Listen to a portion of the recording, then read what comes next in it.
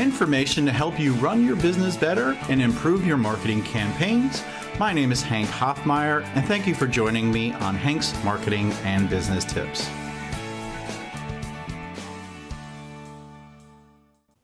Welcome to episode 290 of the HMBT podcast. My guest today is just a dude. That's how he told me to introduce him. Very humble. His tagline on LinkedIn is small town serial entrepreneur with seriously big dreams. Love it. I'd like to welcome Adam Tsang to the show. I appreciate you coming on and having a discussion with me today, Adam. Hank, thank you so much. It's an absolute pleasure. You know, we've been planning this one for a while now, and glad that we were finally able to make it happen. Yeah, long story short, I met you through my niece. I came down to visit her in Georgia and met you, and you told me about a few different things you're doing. I knew you owned a restaurant, but then I found out you owned a couple other businesses. Let's just go ahead and talk about, number one, what businesses you own or operate in, and then let's talk a little bit about how you got started and why you have a passion for starting businesses as a serial entrepreneur. Yeah, so, I have restaurants. I have a media production company. I have a PR firm, an agency that kind of does branding and that sort of thing. And I also am in an e-commerce product. And so kind of, for me, like the fascinating part of this is really, I just have a passion for developing businesses, setting down the people, processes, developing talent. It's just kind of the biggest game that, you could ever play. And it's been so much fun. I always hear, people and processes, and it sounds like you have a lot of people and processes in place that make you successful. So yeah, you own, I never really had to pronounce it. So Yummy, is that how you pronounce the one restaurant? So Yummy. It's pronounced the way that our food tastes. Yeah, it's awesome. I'd say go out there if you're in the area within an hour's drive at any point, make a detour, go there. It's really good. Is it like Asian fusion? Is that what it would be called? Yeah, so we have kind of a wide different range. I guess initially it was kind of my dream to, take all these wonderful foods that I had experienced on my travels to Asia and bring them kind of like into a small town. And, so we do have kind of like, Asian fare, kind of the Japanese. We have ramen. We're just now adding on udon. We also have Korean fried chicken, bulgogi. So we do a wide range of different items, and the feedback has been phenomenal. I remember coming out, and I think we had appetizers, the main course, and dessert. Everything was just awesome. You own another restaurant. What is that one? That one's called the Saucy Shrimp. We do kind of like low country boil in that style. Has to be Southern, right? Yep. And then shifting gears, there's no better way to wash food down than with some really good alcohol, right? You own a company called Whiskey Grail. Tell me about that. Yeah, so the Whiskey Grail is a charred white oak drinking vessel, scorched on the inside to mimic the environment that bourbon ages in. I would say go to TikTok and search for Whiskey Grail. Watch a couple of the videos. I like this style and format of some of the TikToks you have going on. It's pretty cool. If you want to learn more about it and why it's important to have one if you're a whiskey drinker, go ahead and do that on TikTok.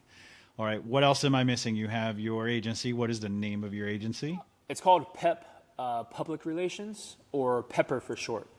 So we kind of like wave that flag. And that agency is responsible for doing all the social, the website design, as well as branding for all these different organizations. So we did not do, so early on, Pepper was actually created after some of these other organizations had got up and running. And so those organizations were actually branded by kind of like somebody else that's local. But I, learned so much about the process kind of like during that. I had a great time. And so I think it felt like it was the right time to kind of like launch that brand as well. When I met you, I think you were doing something along the lines of incubator or something like mentorship for college students. Is that something you're still doing? Yeah, I think that's been one of my most successful pieces. I obviously met your niece through that, and I'm either lucky or kind of very skilled at developing talent, right? I can identify leadership qualities, the entrepreneurial vein. And that actually brings us to one of the companies, which is called Two Fly Guys. That was developed between me and an individual that used to work for me at the Saucy Shrimp. And he came up to me one day and said, hey, I have interest in video.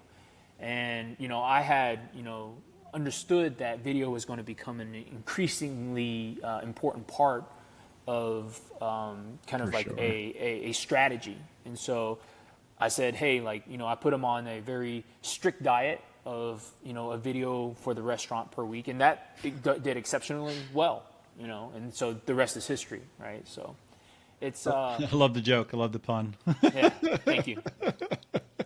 I do what I can.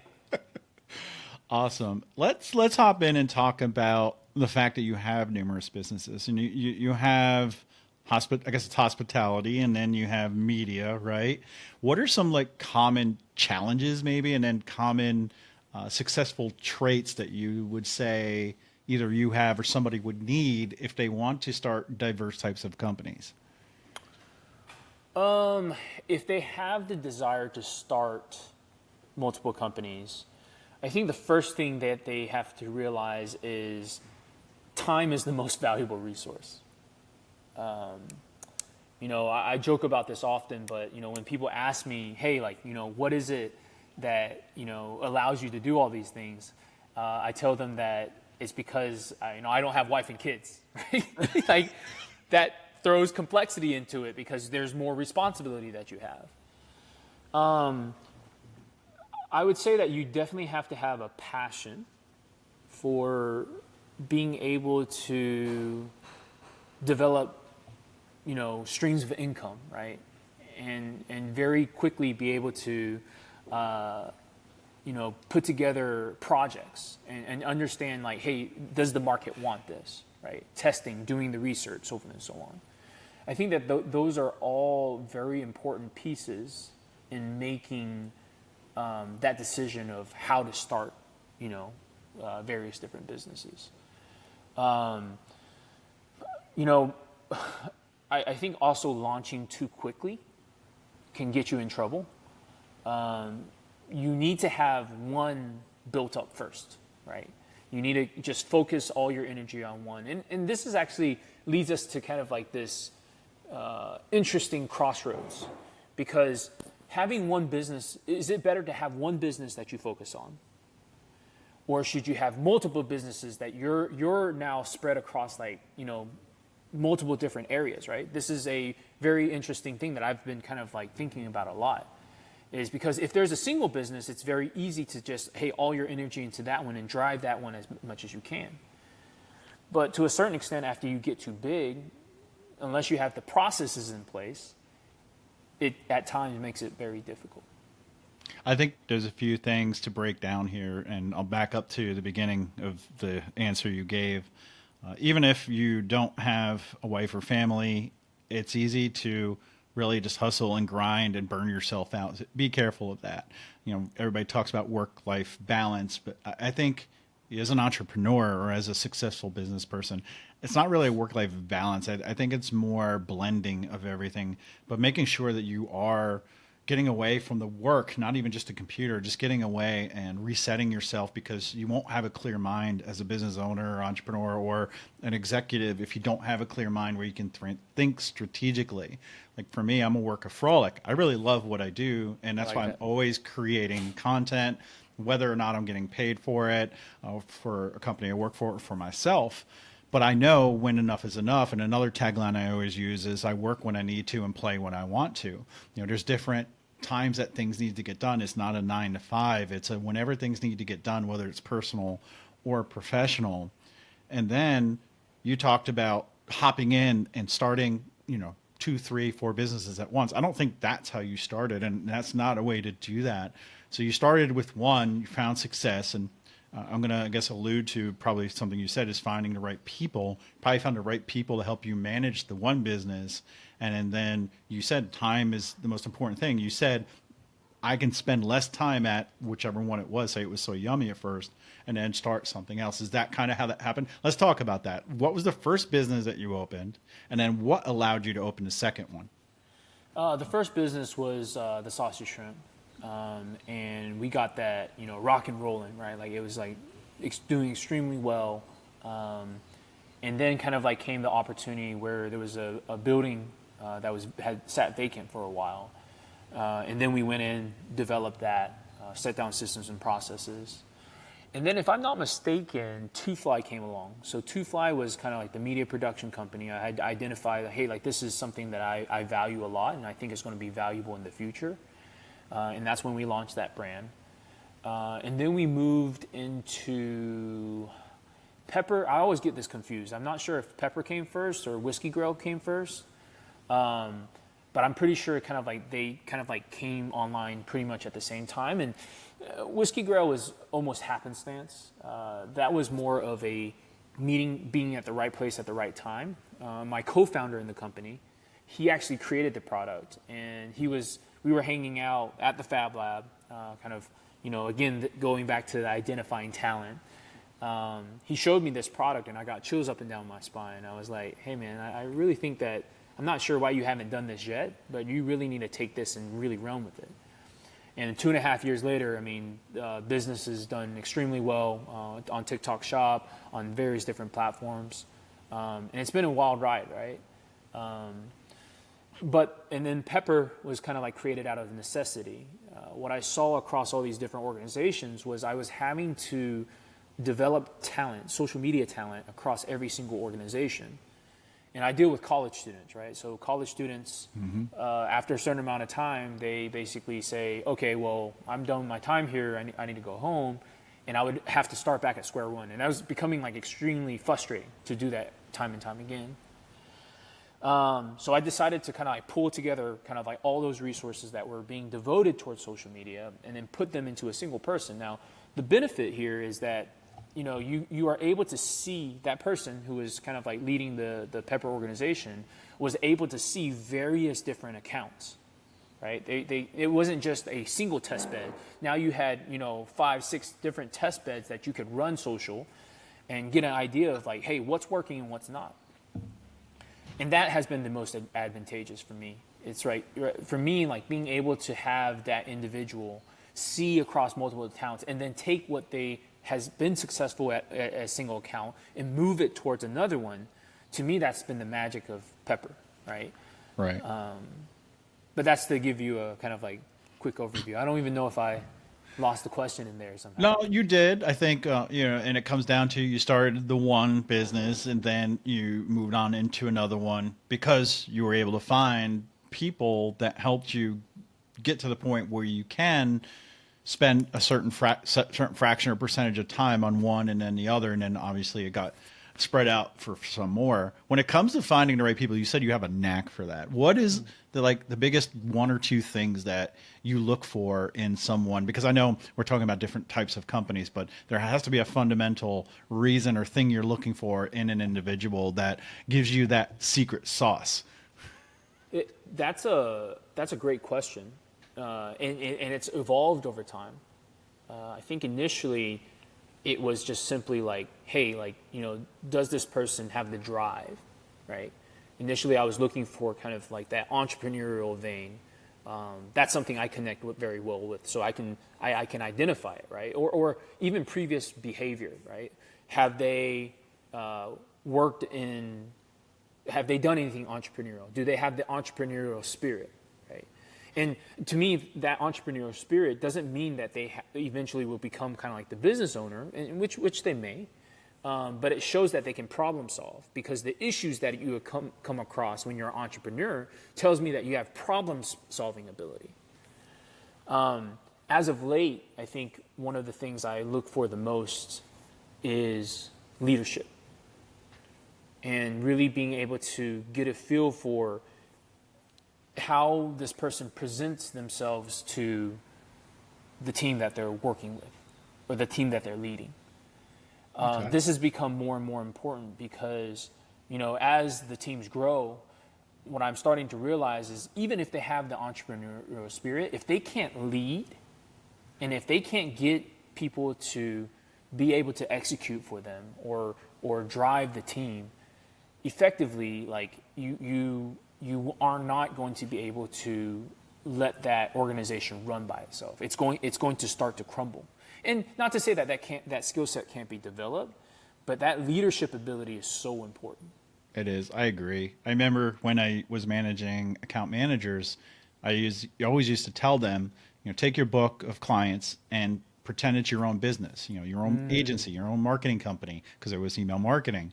Pretend it's your own business and run it that way. You'll be more successful. You'll build better relationships with your customers. You'll learn more and you'll ask the right questions. And then also people that wanted to become team leads or managers, they always had to work on communication and leadership skills. And you nailed it right on the head. I think those are fundamental skills and knowledge people need to have, because there's so many people probably listening to this that might say, woulda, shoulda, coulda. I want to start a business. What do I need to do? I think you need to think 2 steps ahead. I know I'm always getting knocked for the big picture. I'm always thinking of the finish line where, I need to backtrack and develop the plan to get to the finish line. But I'm always like, this is what it's going to look like when it's done, when it's successful. But getting there is also important. So it's always good to maybe start working for someone like you, where you can build those entrepreneurial skills, because at some point you're going to give them more autonomy, more decision-making abilities, and they're going to learn from you, learn from your mistakes rather than their own, because somebody might start a business, like you said, and just get right into it, and then it fails, and then they are really scared about doing it again. This is a really great conversation to have, because there's so many people that may be working a corporate job right now and they want to do something on their own. And now that we said like the skills and knowledge, now if somebody said, I don't really want to work for someone else, I already been working for a big company, I just want to start a business, what advice would you give to them, being that you've started numerous successful businesses? What would you say are the first steps that somebody would need to take if they're working, let's just say, as a customer service rep at a very large company? So I think that the first step that they need to do is identify what the problem is. So what is the problem that you're trying to solve? Right? What is the thing that is going to make kind of either your product or service work? And the reason why I think that approach is important is because without it, it becomes almost just an idea. Well, that's how most companies, or most wildly successful companies, are started, is they find a problem and they solve it. Now, a lot of people say, well, most of the problems in the world are solved, but there are other problems. There'll be new ones, and there'll be different ways to solve problems that might be better than what already exists out there. I love hearing excuses, right? And that's what a lot of people have. And you just said, no excuses. I'm just going to start numerous businesses. And you did. Maybe you didn't have that idea when you first started with Saucy Shrimp, but you started somewhere. You probably wanted to feed people really good Southern comfort food, right? I think, the reality of it is, if you have a desire, like being able to execute on that desire and find something that people want and like need, I think is key. Now, along the way, I think it's also very important that I realized that every job that I took before was preparing me for this moment. So if you are a customer service rep, and I love what you said earlier of like treat it like your own business, but if you're a customer service rep that kind of just skates by, right, doing the minimal amount of work, not really thinking outside of the box, I would argue that you are not suited to really be able to take that next step and be an entrepreneur and start your own business. Now, I might be wrong, and please, like, by all means, like, prove me wrong, right? But time and time again, if you can't, I would say, exemplify the behavior of the people that you want working for your company. Exactly. I like to think of it as your heart has to be in it, not your head. Your head might be in it saying, I need to work because I need a paycheck, or I need to work because I want to get a promotion. But if your heart is in it, I need this job because I want to help customers. If you're in customer success, right? I want to help customers succeed. Maybe I'll help the company grow by doing that. If you have your heart in something, it's so hard to fail because you'll treat it so much differently than just if your head is in it for the money, for just recognition, success. That's why I love public speaking. I don't really do it because I want to feel fancy or powerful or well known. I want to get on stage and share with people the power of what I'm talking about: marketing, email marketing, social media. And there's so many times I always think that there's going to be so many advanced level people in the audience and they're going to hate my talk. But it turns out when I gauge the audience, it's always people getting started out or new to it. And they always tell me that they learned so much. Not that I'm a great speaker, maybe they meant to say that, but they always say they learned so much from what I said. And that is what keeps me going. That's why this podcast exists. I don't monetize it. I just get in front of the camera and the microphone and have people like you on the show ask questions so that we can learn together and people can be successful, whether it's starting a business, getting a promotion, doing advertising, because I have different guests on the show. And I appreciate you being here because I think you being self-made is important to share the information around how you got there, the wisdom that you have gained over the years. Hopefully it'll entice people to really get out there and do something, because everything in this world is not getting cheaper, right? Prices of everything's going up. And if you become an entrepreneur, number one, hopefully you can make a living. And then number two, hopefully you can feel good about what you're doing. Yeah, I think really, and if we want to talk about value that we can bring to the listeners in right now, my biggest kind of like directional shift has really been to e-commerce, right? In brick and mortars, you can only serve in a specific location. And that's kind of like one of the limiting factors of it. But when you have kind of like something that is an e-commerce brand, you're actually able to ship like across the entire United States. Your audience, who knows how much larger that becomes.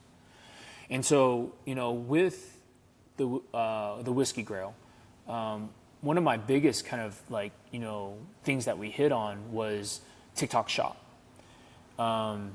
It's an extremely powerful platform. If you have a e-commerce product, whatever it is, I really think that you need to invest in that platform, because there's nothing out there right now currently that will give you more reach.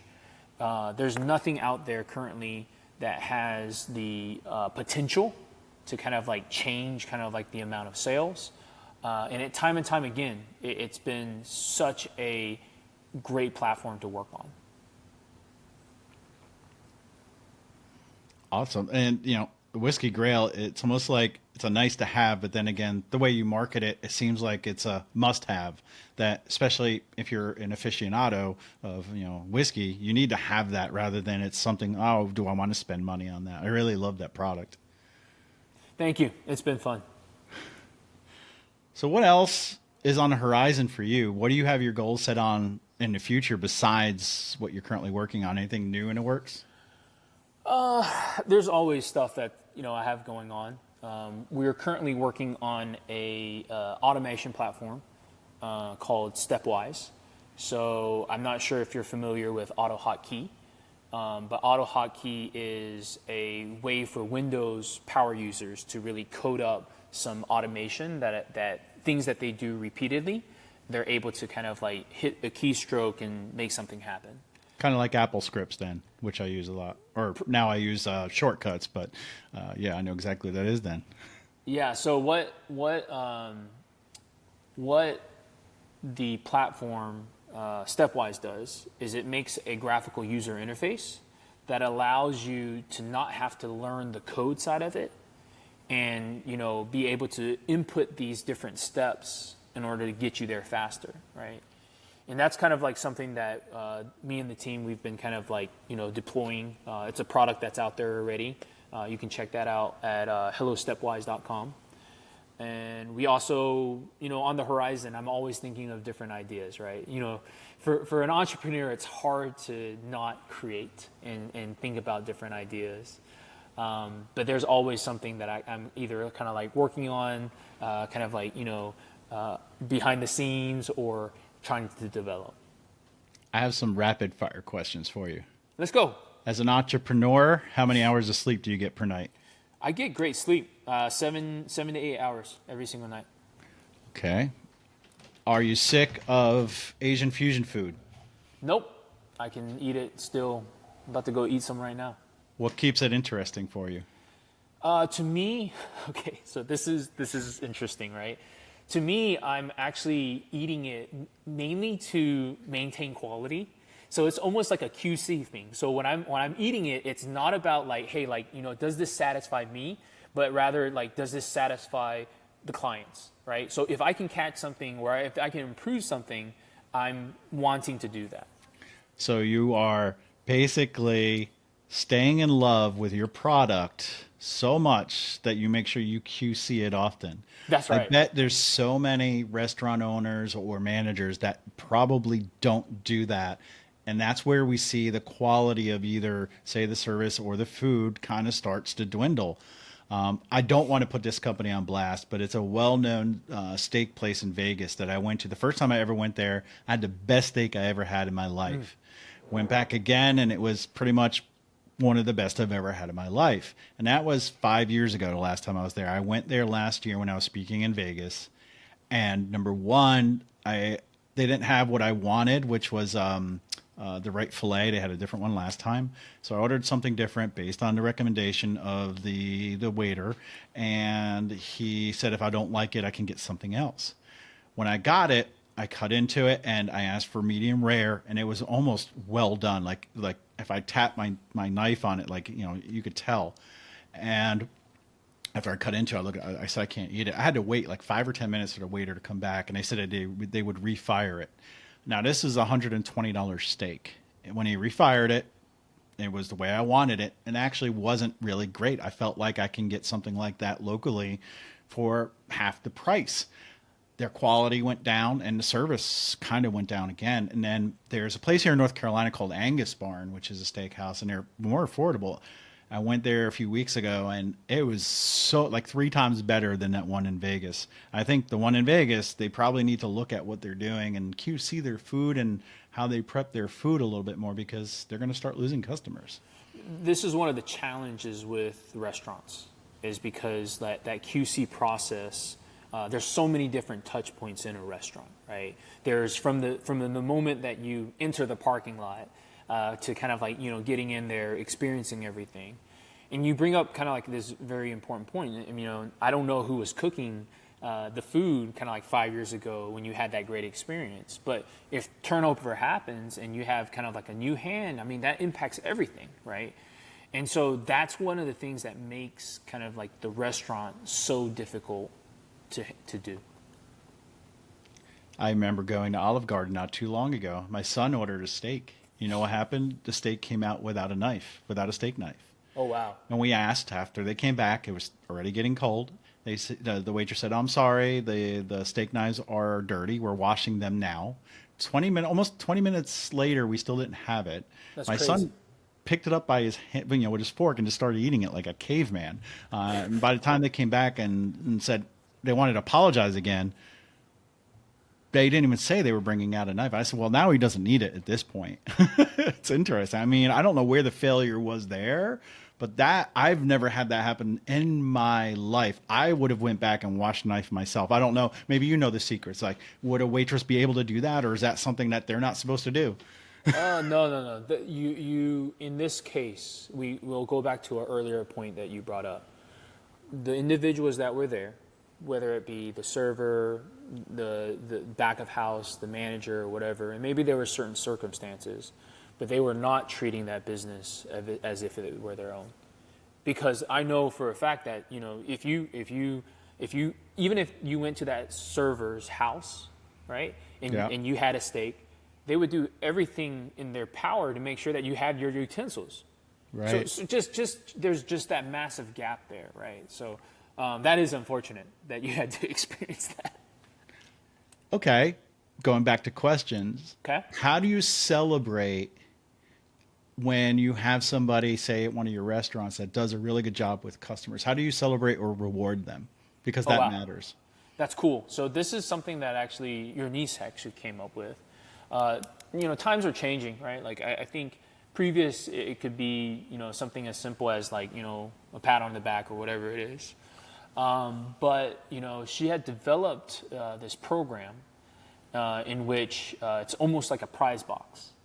And it's such a fascinating kind of like exploratory thing because the servers are so excited about this thing, and the employees are so excited about being able to choose from this prize box. And so, there'll be bingo nights, there'll be kind of like, things that they did exceptionally well, there'll be kind of like all these different aspects. And if they do well, then they get to choose from this big bin, right? And it's like, not to say that it's cheap stuff in there, but like, it's nothing that's wildly crazy. And kind of like being able to position that as a motivator, I think is really key. We also have kind of like opportunities in which we celebrate or kind of like commend people. And we call those at the beginning of every single kind of like manager meeting. We usually start it with praises. And this was something that, we kind of like initially started simply because I also have trouble, celebrating kind of like people. My main mentality is like, okay, how do we make it better? People could kind of like come up with the greatest thing ever, and I would look at it and say, all right, make it happen. What's next? And that's kind of like a failure part on my end, and that's something that I'm working on. But this praises aspect is something, a space where we can kind of like identify things that happen throughout the week that are deserving of praise, and it just sets the tone for the meeting and gets people to really kind of like be able to say and be thankful and grateful for the contributions that individuals are making. I was on the board for my local chapter of the American Marketing Association, and as president, I had to develop the agenda for our board meetings. And one of the items I had towards the end was shout outs. And I always shared the agenda ahead of time so people can list who they wanted to give a shout out to and why, so they didn't forget, or if they couldn't attend a meeting for any particular reason last minute, we can read them for them. And that was really good, and it helped build up morale. What are some of the really cool prizes that you might have had in your box over the last few years? It's all kind of crazy stuff. The one that stands out to me, because I actually took it out to play with it, were these giant sushi cards. So they like literally like 8.5 by 11 like cards, like playing cards. So I was in a meeting, kind of like took them out and was playing blackjack with it, or like poker. It was just kind of like ridiculous. But there's like ukuleles, like there's just all like like small trinkets, right? I think everything is like purchased from Five Below. I'm not sure if you're familiar with that, but it's just like and it's not. I think for the current like environment, it's not so much the value of the actual prize, but rather it's like, hey, I'm doing something and becoming noticed, right? I think that is what kind of like drives that. Has there ever been a whiskey grail in there? No, there's never been a whiskey grail. There has never been a whiskey grail. Is it where like it's a box, you can't see what's in there and you have to pick something? Is that what it is? No, it's literally like it's so funny when somebody gets the prize, they like it's like they'll take everything out of it, look at everything, examine it. Oh, they get to choose. Okay. Yeah, okay. They get to pick and choose. So it's not like those videos you see on TikTok. It's like $100 or the mystery box. yeah, it's not like that. Although that's something that's also interesting, right? I think there's various different ways to implement. Yeah, people are motivated by different things, but then again, I think some of them are set up, right? Like $1,000 in this mystery box, and they pick the mystery box. Yeah, I think there's something fishy there. Yeah. Let's shift that to content creation. Tell me a little bit about how you create content for whether it's clients from your, agency or for the restaurants. What do you feel is successful content right now?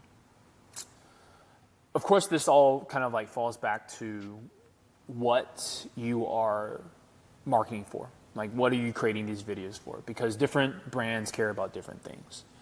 But the biggest kind of like identifying factor, of course, we've talked about this before, is like the hook, right? Like you have to be able to capture their attention within the first kind of like 3 seconds. You have that long before they swipe to the next thing.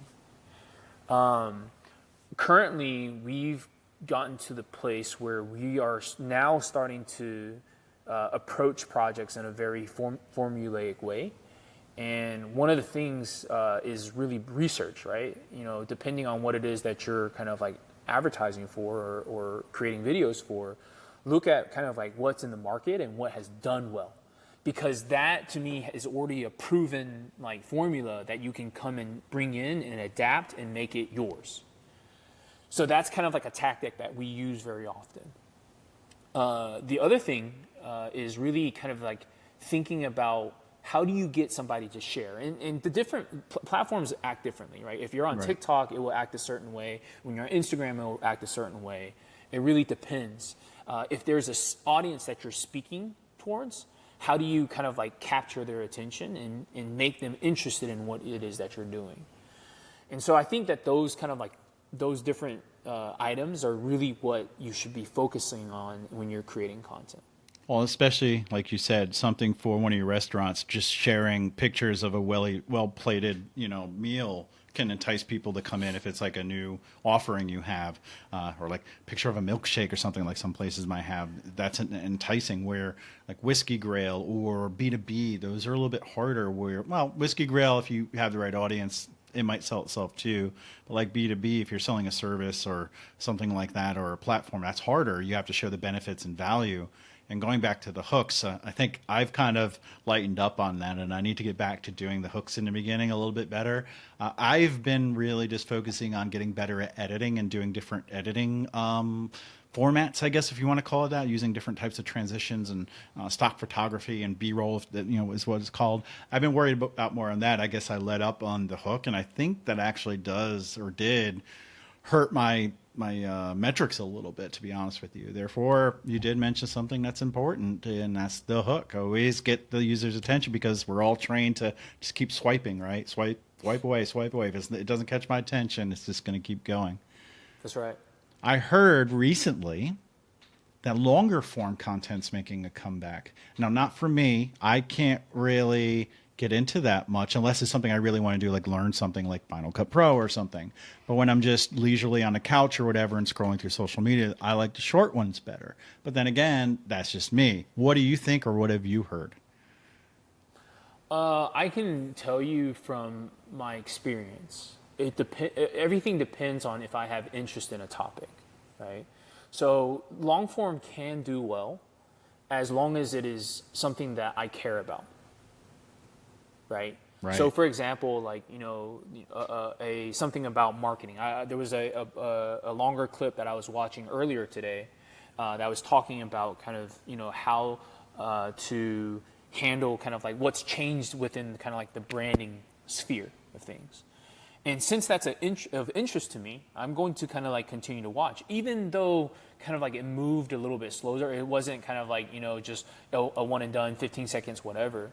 But being able to kind of like grab the value out of it, because that, to me, I think that's what we're looking for. We're kind of like constantly on this like, quest to find out more information, whether it be, what's hot right now, what's popular right now, new songs or whatever it is. It's like you're looking for something that you can see making an impact on your life, right? But in terms of longer content, we've tried with certain bits. I think recently we had on Whiskey Grail. So we do tastings, right? Like a side-by-side tasting so that people can kind of like see the impact really quickly. But one of our most popular pieces was actually a podcast that we shot. And in the podcast, the thing that came up was Blanton's, right? Everybody knows Blanton's. But we cut this piece of content to the point where we put her statement, and it was like kind of like this thing where it was like Blanton's is overpriced. And that was kind of like the controversy aspect of it. But we front loaded it with something that she had said about John Wick drinks Blanton's. And so we took a John Wick clip, right, of him kind of like injured or whatever it was, and we put that on the front end as the hook. And as soon as we kind of like, we had the movie going, we circled like the Blanton's bottle in the movie. As soon as like, the couple seconds, once it moved, she said, her next statement was, John Wick drinks Blanton's, right? And then it kind of like pulls you in, and then we kind of like get to the point where she's actually talking about the Whiskey Grail, so forth and so on. Right. So it's this almost like journey of like putting this piece of content together where you can capture the attention, make them think about something, right? Because everybody has an opinion whether or not Blanton's is worth it or not.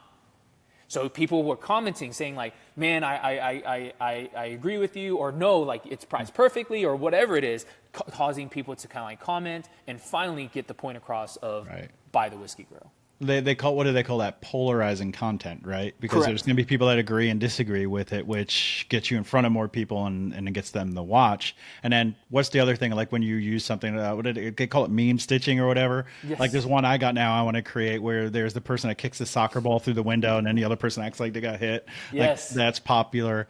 And if you asked me last year, I would not have said that headless AI content is going to be popular, where like you said, if it's interesting to you, you'll watch it. I've seen people that just throw scripts and have an AI read and put in, footage about like historical things, like did you know, blah blah blah blah blah, and that's very interesting to me. And I actually tend to watch those. I don't know if anybody in here or anybody watching follows Justin Danger Nunley on TikTok or Instagram, but he does a lot of he'll always say, "Did you know?" and he randomly puts out these facts. And then I guess at some point he felt like it might be getting stale. So now he's got like, it looks like a body wrapped in a garbage bag with tape around it. Like it'll be in a corner, like subtle, right? So it'll be like, we're not going to talk about the body. Or sometimes he'll be wearing one shoe. Like he does a lot of things so that people comment on it, right? And then that helps with the algorithm. I don't say it's tricking people, but if anything you can do to get people to interact with your content, that's what these machines are trained to do. To say if somebody's engaging with this content, push it to more people. Yep. Absolutely. I agree with that. Awesome. Is there any questions I asked you that I should have asked that maybe we can cover? No, I mean, if there's any opportunity, I know your audience is really kind of like in the sector to learn more about marketing and ways that they can kind of, grow their brands. I come from a business background, so the way that I approach agency work is maybe a little bit different. I'm more about how I can align my kind of like experience with businesses that are out there. But if anybody wants to talk, if anybody has any questions about kind of like, the Whiskey Grail, if there's any opportunities of that nature, we'd love to make that happen. Just reach out to me, Adam at... Let's see which one we should use. You go to adamtsang.com, contact me there. But yeah, I mean, I think that there's just a lot of interesting things that are happening right now that, if you are a brand, I definitely think that you need to take advantage of them. Well, I could definitely know or tell you have a podcast because I know you do. You answered the question before I can ask it. How can people reach you? Right. Yes. What is your podcast? It's called the Adam Tsang podcast. It's been a while. Honestly, I've had to scale back a little bit. So I don't know if I've put out an episode this year. But it's called the Adam Tsang podcast. Feel free to reach out to me. I love connecting with entrepreneurs. I think that, networking is one of those things where I just really enjoy doing. So anyone that needs help, if you want to start a business, if you need some guidance in that arena, would love to kind of like, contact you and be able to develop something fun. I'll put links in the show notes of all your various ventures, whether it's somebody wanting some really great food, if they're willing to travel, or if they're local. Maybe they want to enjoy some really good, or maybe not even the best whiskey in the world, but they want to enjoy whiskey and have it taste better because of the Whiskey Grail. Or like you said, if they need marketing help, they can choose whatever link they want to click on, or maybe all of them. I appreciate you being on the show, especially for the podcast. I'll definitely put a link there. Dig into the archives because I've watched many of them and I've gotten a lot of knowledge from those episodes, and I hope that this one's going to be helpful to my audience. But it was great to have you on the show finally, and I have a feeling this won't be the only time. Awesome. Thank you. Well, if there's anything I can do to help, it was a pleasure being on here. You asked some really great questions, and glad to be able to provide some value to the people that listen to your show. Until next time, everyone, don't start one business. Maybe start 3. Yes, but not at the same time. Yes. See you later, everybody. Take care.